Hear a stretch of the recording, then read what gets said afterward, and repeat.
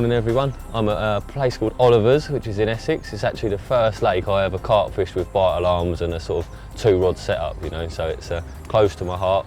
I haven't been here for donkey's years. I was probably 14 last time I fished here, but I've crept round to one of my favourite old spots, and sure enough, there's 4 or 5 carp sat in the snag. So what I'm going to do now is I'm going to bait up. You know, I've clipped the rod up already, spent a little while in the swim, just clipping up, cast across to the far side, creeping closer and closer to the bank, which just down here, you know, I want it right tight in the edge. And yeah, there's fish sat there. So I've got a little bucket of bait with me, and I'm going to get some out there because it's going to be really, really hot today. And I think this morning spell, you know, could be vital, because once that sun is really, you know, burning the surface, could make it quite hard catching them off the bottom. But yeah, I'm going to get some bait out.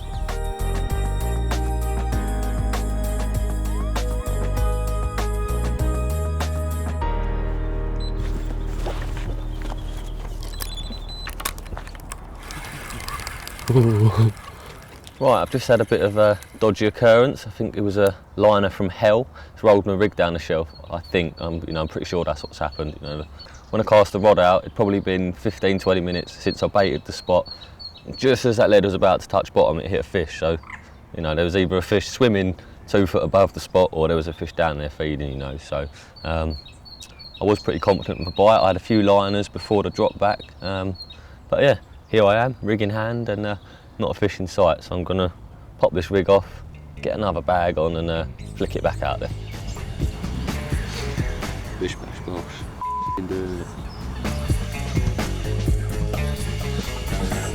Right, well, rod's back out there. Went out there lovely jubbly, clipped a branch as it went in, but I've got that bag over the hook, so fingers crossed it'll be all right. But I'm going to leave it because it's went absolutely spot on. I'm just being really careful when I'm sinking the line. You know, I'm fishing to the bar margin.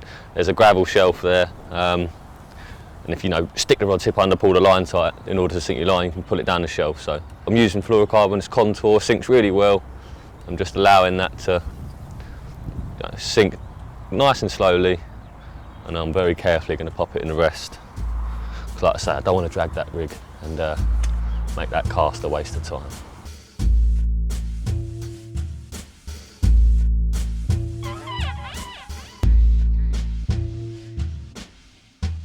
Right, it's really hotting up now. Got 1 rod in position. I've only had the 1 rod out so far today. I've seen so many fish on the surface. You know, I've had this rod lent against a tree. I don't really know what to do with it. You know, I think if I catch one, it'll be off that spot on the far margin.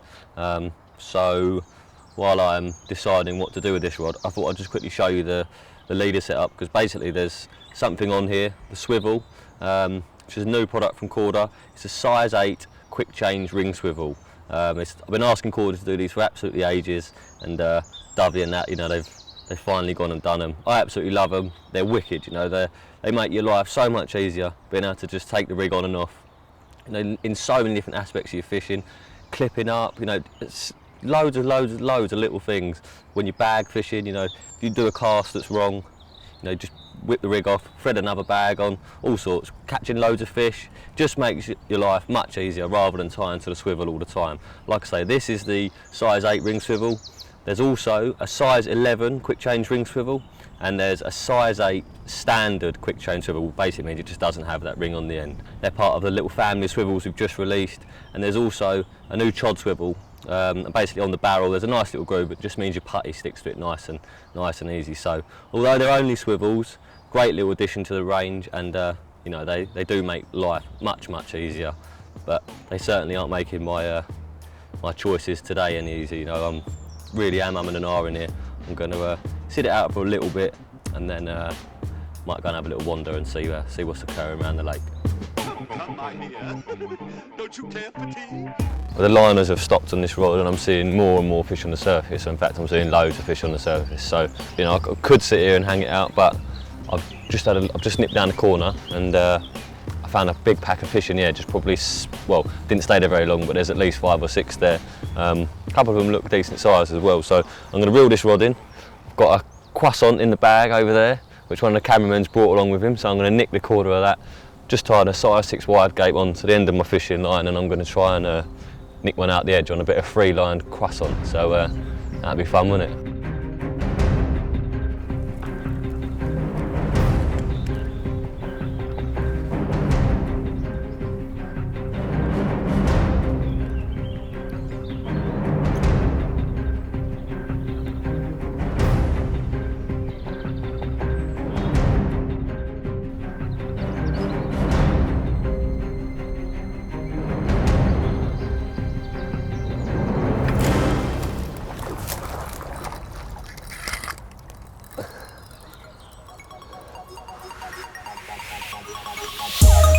Right, now that is about as fun as it gets.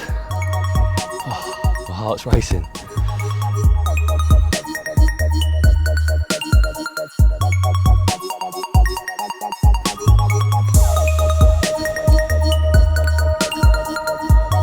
Hey, lovely.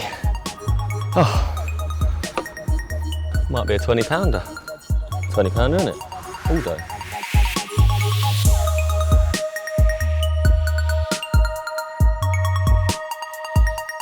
Right, well there he is. He's nowhere near as big as I thought. I think my old Polaroids are making him look a lot bigger. I ran round to the car to grab my scales and that, thinking it was going to be a 20 pounder. Took my sunglasses off and he shrunk by about 8 pound immediately. So here he is.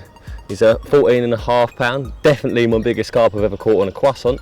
Hopefully not my last, so I'm going to slip this little dude back and then I'm going to start running around the lake now with that 3-line croissant, see if I can nick a few more.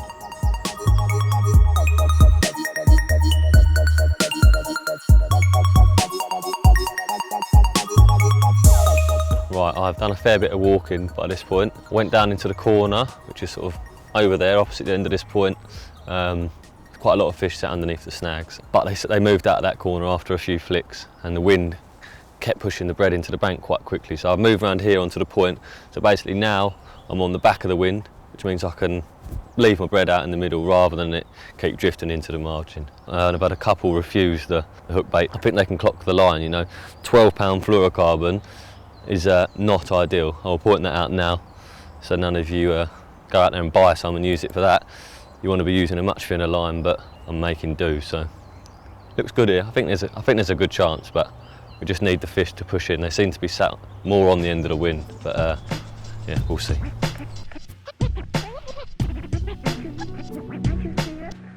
Right, down to my last bit of croissant. It's not ideal, but I've got a little common. He's literally obliterating every last bit of bread, croissant, sorry, that's out there that's fallen off from my casting. And I've got one cast at him, but he's sort of getting further and further away, which isn't good. This will be my last cast. Hopefully, I'll see you again with a fish. But if not, I hope you've enjoyed it. And just remember, if it don't feel right, you feel like you need to change, do it, because it's certainly saved my session.